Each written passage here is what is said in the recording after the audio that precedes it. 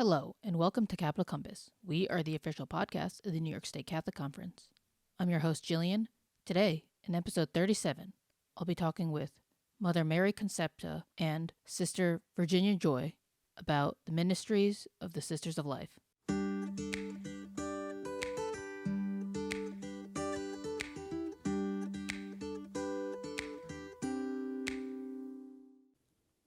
Throughout the 2024 legislative session, we are giving you updates on what is happening in Albany. Without further ado, here is your Legislative Minute.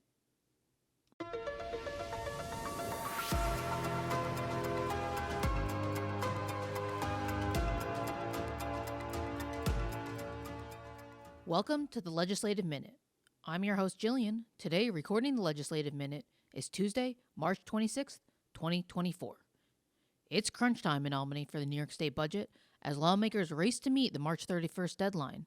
As this episode is recorded, it remains unclear whether that will be accomplished. With Easter falling on that day, the budget realistically would need to be finished by Thursday. There is a likelihood that the legislature and governor will come to an agreement on an extender to finish the process after the holiday. Among the items we are looking at for Catholic schools are securing additional funds for health, safety, and security initiatives, instructional materials, and academic intervention services for our students. Lawmakers are also considering a $2 billion bond issue, which would need voter approval, to provide updated technology funding for energy efficiency projects for schools. In terms of human services, our New York State Council of Catholic Charities Directors is looking for full funding for the Health Home Program, which provides care coordination for health, behavioral health, and human services care to at-risk children and others. They also seek additional funding for the statewide supervised visit program, as well as a cost of living adjustment for the human services workforce. The Catholic Conference is encouraging lawmakers to accept Governor Hochul's proposals regarding maternal health, including paid leave for prenatal care, increased access to doula care, and maternal health initiatives. We'll update you on the enacted state budget and how our priorities fared on our next episode of Capital Compass. We'll be back after a brief message. Are you interested in staying up to date with New York State legislation pertinent to the Catholic Church? Do you want your Catholic voice to be heard? Sign up for the Catholic Action Network by going to our website at nyscatholic.org/action-center or texting CAN to 50457. Again, CAN, C-A-N, to 50457.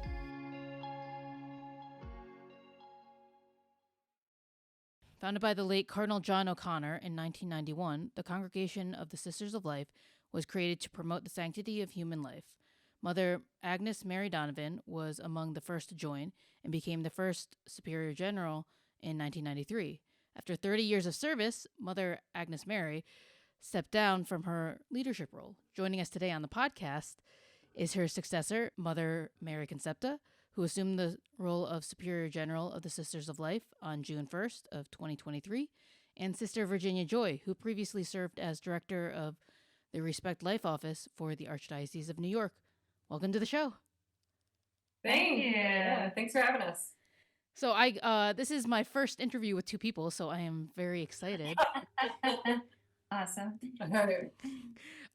So I guess I'll start by asking, I ask a lot of our people of religious life this question.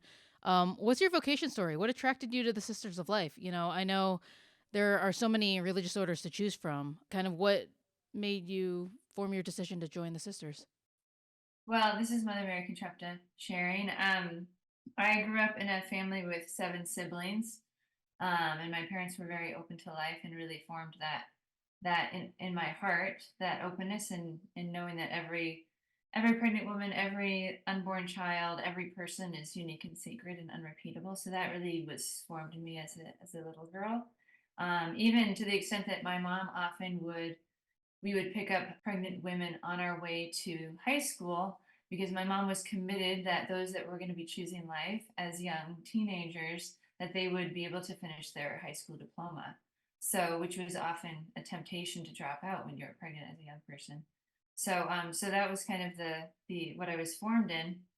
And fast forward, many years. When I was in college, I went to Franciscan University of Steubenville, and one of my good friends in college ended up getting pregnant. Yeah, through a date rape, which was very scary and traumatic. And I really had I didn't know how to encourage and support her, but thanks be to God, she actually found out about the Sisters of Life and was invited to live with them for a time. And Mother Agnes and Cardinal O'Connor personally walked her through the journey of discerning adoption.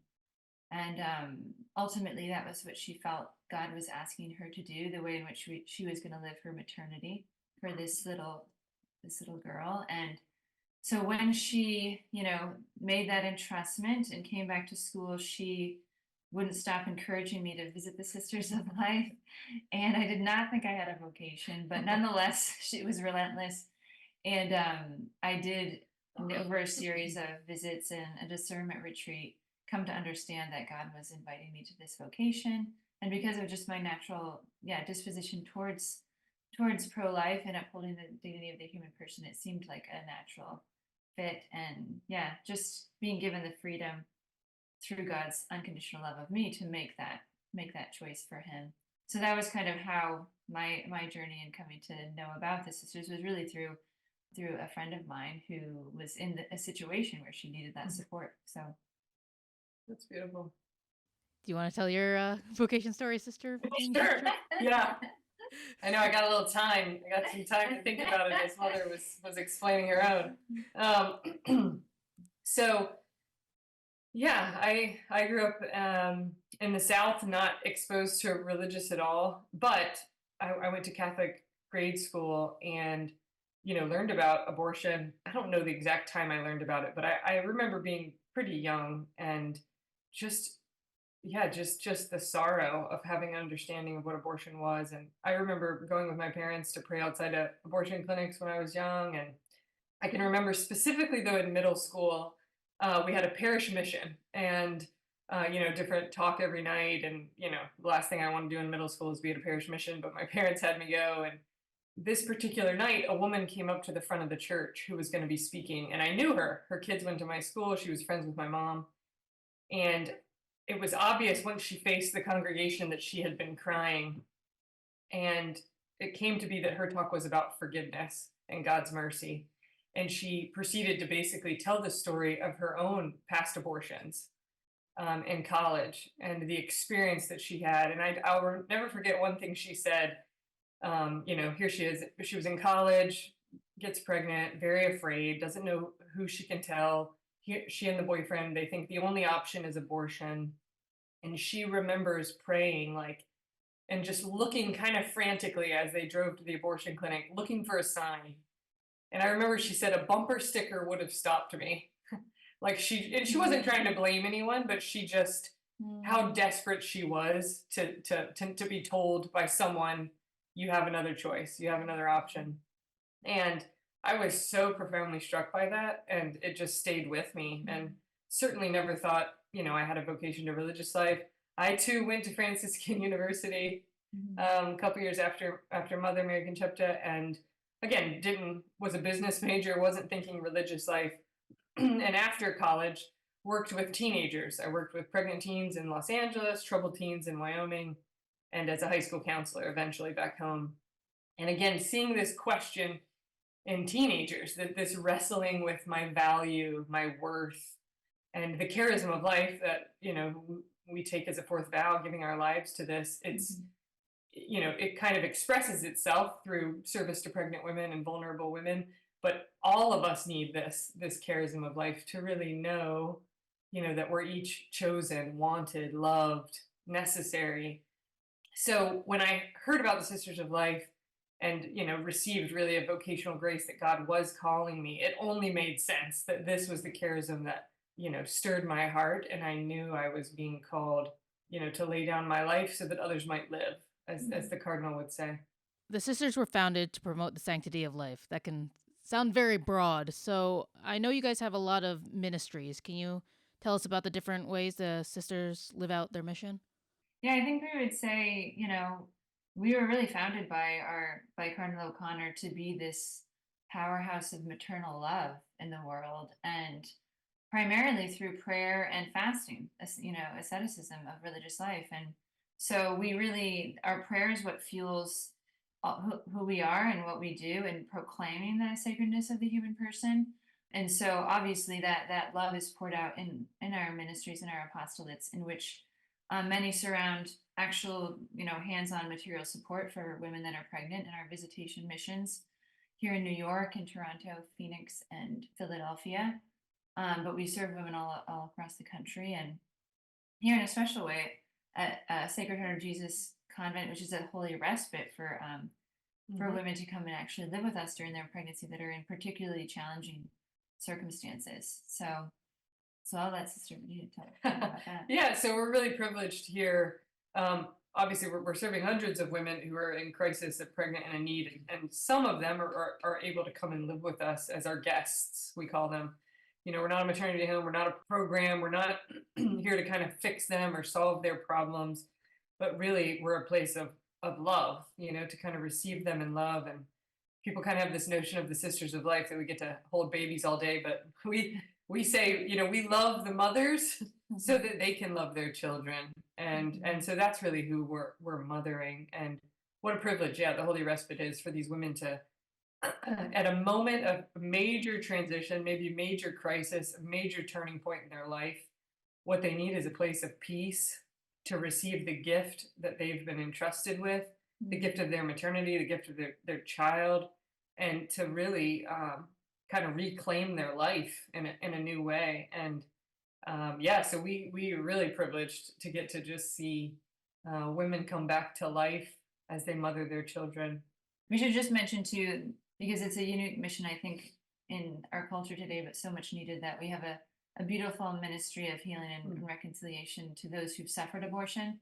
And we have a dedicated convent with 6 sisters that are accompanying women that are, wanting to be reconciled back to the Lord and to themselves after that decision, and have suffered years and years of guilt and shame because of it. So that is also a mission where we see women come back to life too, and they coming into the fullness of receiving themselves as forgiven and loved by God, and being able to reclaim their life too in Jesus and in the resurrection.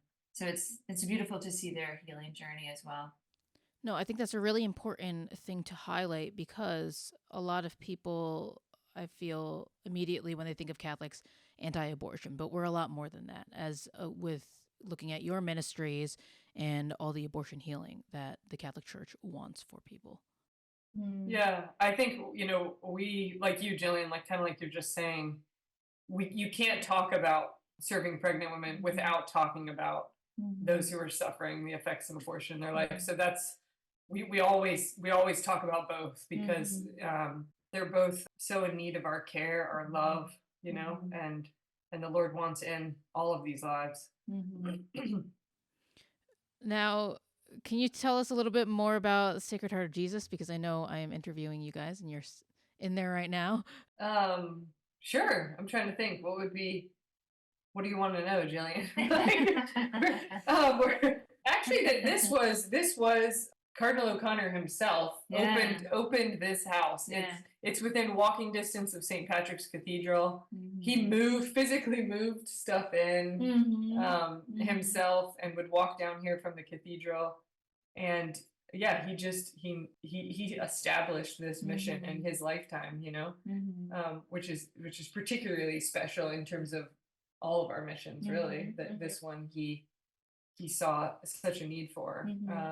And now, so because we've been here, we have women that we've served, children that were, born here, or born at the hospital, to come back here over 20 years. So we have college kids coming back, that I was born here, and or we keep in touch with their moms, and at Christmas we get to see them. This past Christmas party, we had one of the moms brought her 22-year-old daughter who just graduated college. And she loved seeing all the other little kids, and the little babies, and gave her a tour of the convent so she could see, this is where your mom spent her time. This is where she sort of dreamed of you, thought of you, and made plans. So it's particularly special in that way. Last year was the 25th anniversary. 25th anniversary, yeah. we say we're in the heart of Hell's Kitchen and we serve up love all day. Yeah, That's so great. so it's a house of celebration, you know, of new life, and we're planning a baptism for our latest baby who was just born in January, end of January. Now, Sister Virginia Joy, you previously served as director of the Respect Life Office for the Archdiocese of New York. I don't know who can answer this question for me, but I know for a number of years the Sisters of Life have staffed the Respect Life Office for the Archdiocese. So, can you guys tell me how that came about? Actually, yeah, it came about.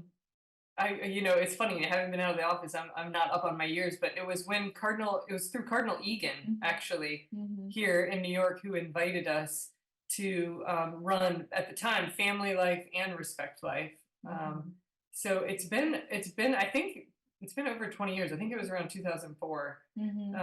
And you might know a little bit more Actually, of I the history. think 2000, almost closer to 2000. Closer to well, because when Cardinal died, yeah, in 2000, and So then yeah, it must have been. maybe It was after a that. couple years after that, but yeah, 2002 maybe, I think, because but yeah, so it's been such a privilege to serve the church, and of all of our missions, that's the one where we're kind of actively maybe working within sort of the heart of the church, and we get to work with the parishes and the schools, and you know, really, you know, with the USCCB and kind of our local, all the local deaneries, all the priests. It's such a privilege, really, to serve in that way. Now, speaking of Cardinal O'Connor, as a society, you know, lay clergy, how can we continue his mission for protecting human life, especially in such a challenging world right now? That's a great question. I mean, we would always say the first thing is prayer, you know, being faithful to living the Christian life, the sacramental life, and praying for all the efforts that are going on to uphold and to change hearts. You know, God changed hearts one at a time, and to continue to witness to the sanctity of human life, you know. And honestly, that takes so many different shapes and form for an individual and their own gifts. I was talking earlier to the sisters here that are helping this program called Walking with Moms. It's a USCCB program, and that's coming kind of to every diocese in the country, in which a parish kind of does an inventory on their own resources, and the parishioners themselves help to support women who are pregnant, but even past birth, women that can need ongoing support from and can receive that from the church. So I mean, plug into things like that in parish life, and bring your own gifts, your own unique gifts to the service of life in the capacities that you have. Because yeah, there's no one way. There's sidewalk counselors. There's, you know, people that work in public policy, people that do on the ground serving moms and little babies. But there's so many ways in which you can contribute to the efforts to support the sanctity of the human person. I was just going to say, you know, and John Paul II's The Gospel of Life, Evangelium Vitae. Yeah, I think the first is just to know that everyone is called to this. Everyone is called on behalf of life. Like this is not a select few that are kind of called to this type of ministry or this type of work or the building up of the sanctity of human life. Literally, everyone is called. And then, yeah, just to back up kind of what Mother said, in working for the Archdiocese, kind of speaking to all the pro-lifers and students or those who are really praying on behalf of life, I always feel responsible to share. You know, we get to see the miracles every day of the women whose lives have changed, and kind of feel, you know, we have to be able to share those miracles with you, because really it's an answer to your prayers, you know, to the lay people's prayers, these faithful people who are, you know, just praying the rosary every day, or who are praying intentionally for life. Cardinal O'Connor would often say, you know, a woman gets up in the morning and prepares to go to get an abortion. And somewhere along the way, you know, she changes her mind. She might receive a grace, whether she's on the train or walking towards the clinic, or she's already in the clinic, and she receives this grace to choose life. And we get to greet that woman. She comes to us, but that grace was won for her through prayer. And that this is the kind of the mystery of our faith, right? That we don't get to see always the fruits of our prayer, but to know that God is answering them all the time. Thank you for taking the time out of, I'm sure, your busy days. But I just wanted to end with, for those interested, how can people get involved and help the Sisters of Life? Yeah, you can go to our website, sistersoflife.org. We have a network of coworkers who help us. Our work's only possible with those we serve alongside. And kind of all the information you'd need would be on our website, sistersoflife.org, and it would explain what that process is like. We have sisters who would speak to you through that process. So, yeah. Thank you so much. Thank you, Gillian. Thank you, Gillian. Thanks for listening to the Capital Compass podcast, and thank you so much to Mother Mary and Sister Virginia Joy for coming on the show. We hope you enjoyed this episode. We'll be coming out with a new episode the last Wednesday of each month. If you'd like to support the podcast, please share it with others, post about it on social media, or leave a rating and review. And don't forget to subscribe wherever you get your podcasts. To catch all the latest from the conference, you can follow us on Instagram and X, formerly known as Twitter, at NYS Catholic Conf, and on Facebook at NYS Catholic Conference. Thanks again, and God bless.